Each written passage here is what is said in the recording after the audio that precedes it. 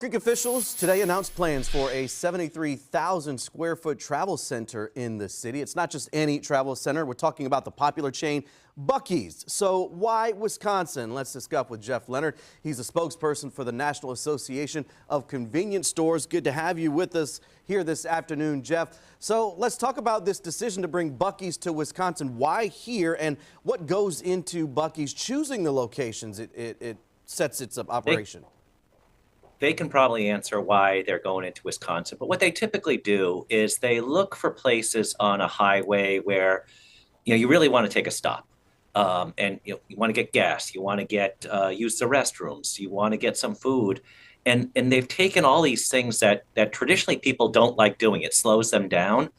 And it's totally changed the dynamic. They make it where you want to do these things and you want to hang around and you don't care if you're late now.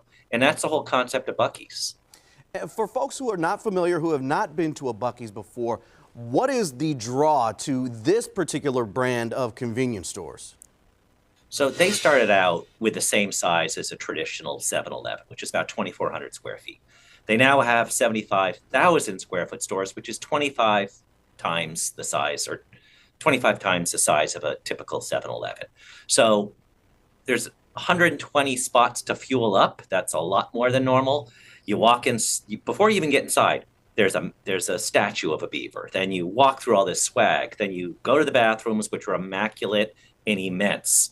You walk out from there, there's brisket, open kitchen. There's a mascot walking around. You're getting a picture. You're doing a selfie. And then you hit the swag again. You're walking out, spending $50, and you're in a really good mood. And I was reading a little bit about Buc-ee's today, and one of the things that stuck out to me was how popular and how immaculate and award-winning, I understand, their bathrooms are, because when you're going to a convenience store, that's usually the first place someone goes. You just need to take care of some business and you're back out on the road. But it's the bathrooms that officials say are drawing people to stay and spend more time in the stores.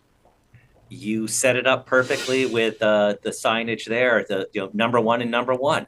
That's the first thing you think about. Then you think about everything else. And if the bathroom's not clean, whether it's a convenience store, wherever you're going, if the bathroom's not clean, you're going to say, I don't think I'm getting food. So it starts with a great bathroom, leads you right into the food. It's an experience. It's not the place that you're going to say, hey, honey, we need some milk. Do you mind going to Buc-ee's? That's not the experience. It's when you're on the highway and you want a little kick, and it's theater. And something else folks talk a lot about is the brisket. I understand you've got a team of folks wearing straw hats, yelling out when there's new brisket ready to cut.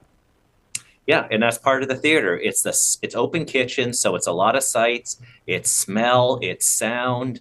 If you're one of those sensory overload people, you might not enjoy it as much as most people. But there's a lot going on. And it's just unexpected. And then when you buy your swag, whether it's a hat, whether it's a shirt, whatever, anytime I wear a Buc-ee's t-shirt, somebody will come up to me and say, yeah, Buc-ee's. It's just one of those things. It really has become a cult following, if you will. I did not expect to hear the term number one in number one. I imagine that might be trending on social media soon. Don't blame me for that one. All right.